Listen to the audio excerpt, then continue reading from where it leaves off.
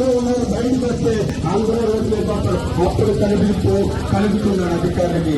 అయ్యా దయచేసి ఇక్కడ క్రైస్తవులు యాజకులు ఏం ప్రార్థన చేస్తారంటే సహోదరులు ఉన్నాడు బాబు అంటారు. ఈ తాగుతున్నారా మానే, వ్యభిచారం చేస్తా మానే, దొంగతనం చేస్తా మానే, నిన్ను ఇది తప్ప అడుగుతున్నాను. అంటే మేము మంచిగా బతికిరా బాబు అని క్రైస్తవులు మాట్లాడుతుంటే ఇది తప్పుగా ఉందండి. మరి ఏం చేయాలి? వ్యభిచారం వెళ్ళి దాన్ని ఇంటికి మాత్రం అంటే బాగుంటుందా? ఇది మీ తెలియదు.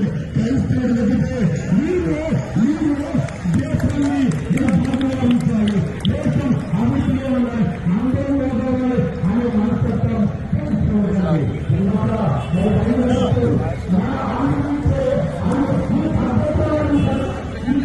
Hi, President.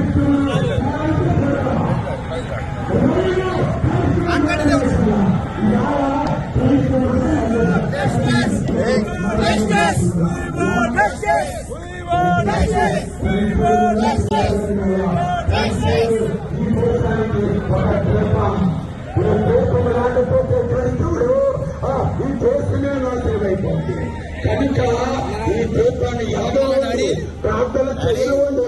మీ ఇంట్లో మారుతారు. భర్త తాగంటాడా?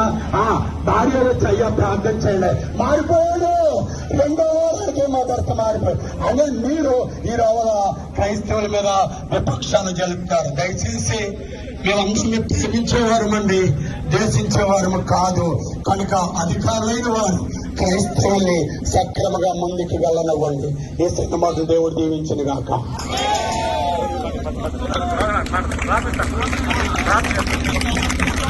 ప్రభు అయిన యేసుక్రీస్తు నామమున క్రమశిక్షణ కలిగి ఈ తణుకు పట్టణాన్ని ప్రేమించి యేసుక్రీస్తు వారి బోధనలు మాత్రమే ఈ తణుకు పట్టణానికి పట్టిన దరిద్రాన్ని తీసేయగలదని నమ్మి వచ్చి ఇక్కడ మోకరించిన క్రైస్తవులందరికీ నా నమస్కారాలు. ఇదే క్రమశిక్షణ ఇంకా కొన్ని నిమిషాలు కొనసాగించండి. ఎందుకంటే తణుకు పట్టణానికి క్రైస్తవుల బాధ ఏంటో తెలవాలి.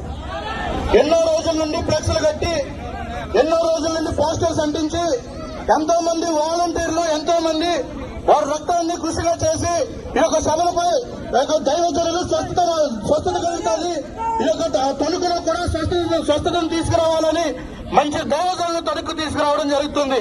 దాంట్లో భాగంగా 9, 10, 11 కార్యక్రమంలో మీటింగ్ జరిగే 2 గంటల మీటింగ్ జరుగుతుంది.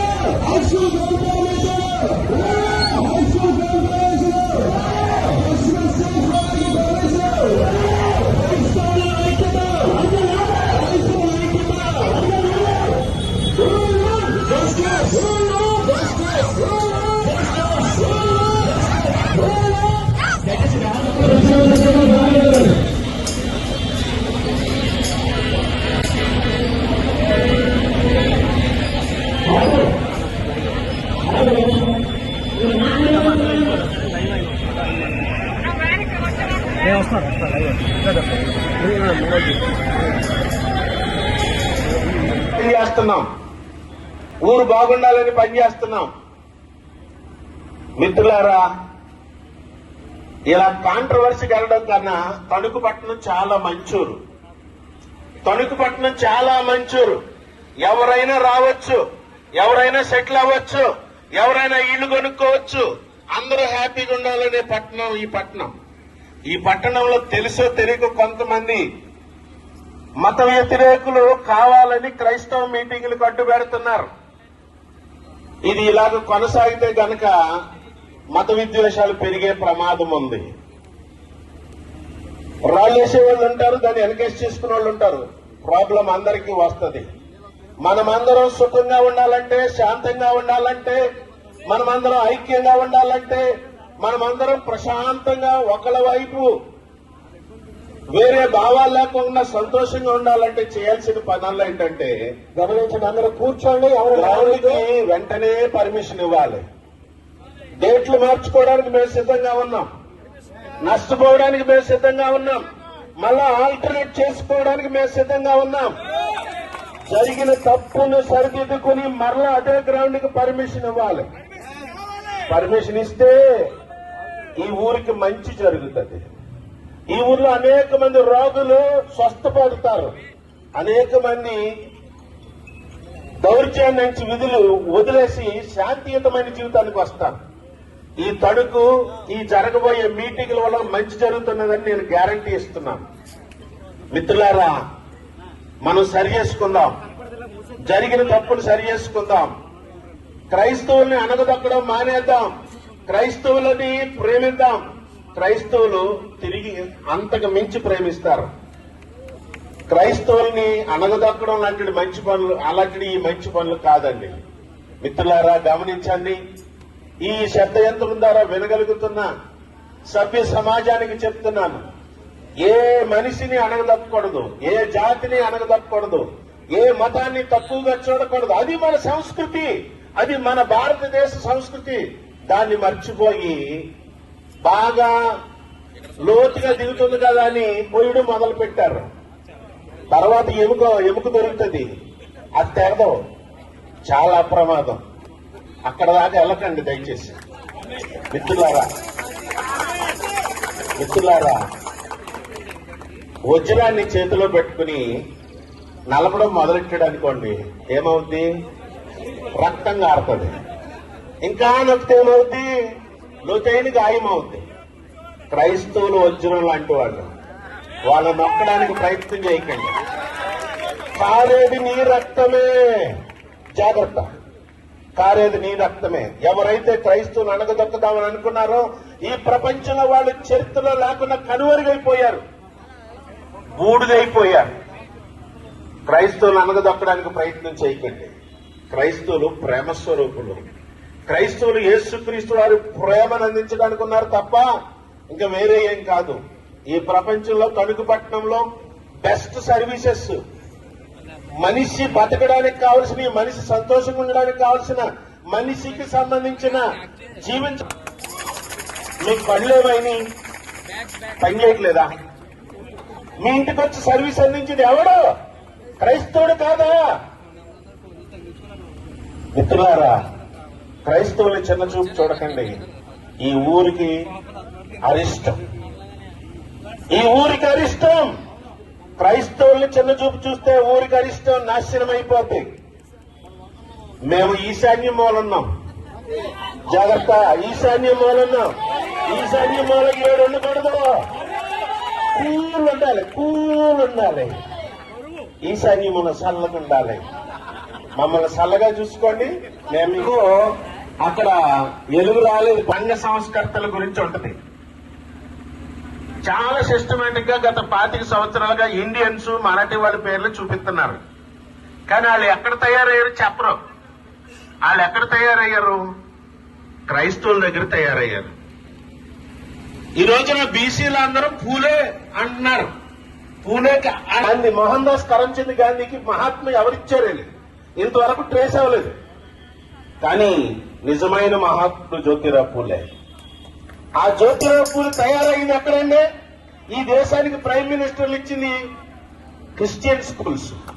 ఈ రాష్ట్రానికి అనేక మంది చీఫ్ మినిస్టర్లు ఇచ్చింది ఆంధ్ర క్రిస్టియన్ కాలేజీ గుంటూరు. నేనేం చెప్పడానికి ప్రయత్నం చేస్తున్నానంటే, క్రైస్తవులు ఈ దేశం కొరకు, ఈ తణుకు పట్టణం కొరకు కృషి చేశారు. కావాలంటే తణుకు పట్టణ అరంగలాల్లో ఓల్డ్ ప్లాన్ లో చూడండి, మిషన్ స్కూల్ రోడ్ అని ఉంటది. అప్పటికి ఈ తణుకులో స్కూల్లో ఒకటే స్కూలు, మిషన్ స్కూల్. 150 సంవత్సరాల క్రితం ఈ జిల్లాకి కలెక్టర్లు రావడానికైనా, హై స్కూల్కైనా, కాలేజీకైనా క్రైస్తవ పట్టణాలే నిర్ణయం జరిగినాయి. ఎందుకు ఈ మాట చెప్తున్నానంటే ఈ రోజున తణుకులో క్రైస్తవులు అలుసైపోయారు. అంత తక్కువైపోయామా? ఈ రోజున కష్టపడి పనిచేసేది క్రైస్తవుడు, అన్ని రకాల సర్వీసులు అందించేది క్రైస్తవులు. అలాంటి క్రైస్తవులు కాదని క్రైస్తవులు పెట్టుకున్న మీటింగ్ ని అంత తేలిగ్గా తీసివేస్తున్నారు. మా క్రైస్తవుల్లో కూడా చిలిపి ఉద్దేశాలను యూపుతున్నారు. వాళ్ళ కంప్లైంట్లు ఎడతాం మొదలెడితే తణుకులో చాలా శుభకార్యాలు జరగవు. కానీ క్రైస్తవులు అలా చేయరు. క్రైస్తవులు మంచివారు, నమ్మకమైన వారు.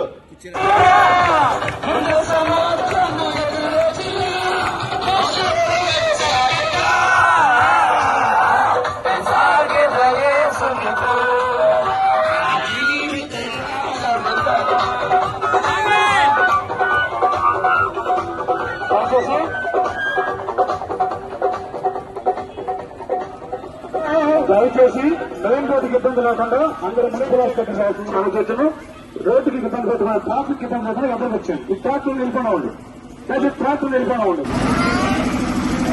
దయచేసి అందరూ బండి రోడ్డుగా వస్తున్నా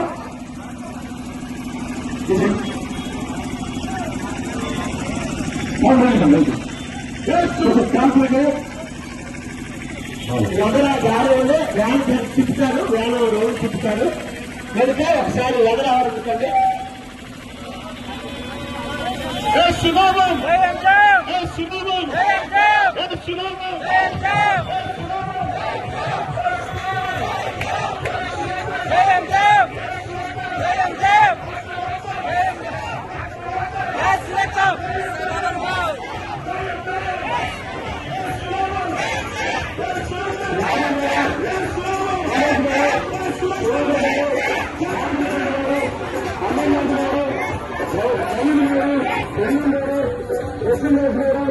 అబ్దుల్ గారు ఇక ఇతర నాయకులు దయచేసి కంట్రోల్ చేయాల్సిందిగా ఆలోచిస్తున్నాం. తదుపరి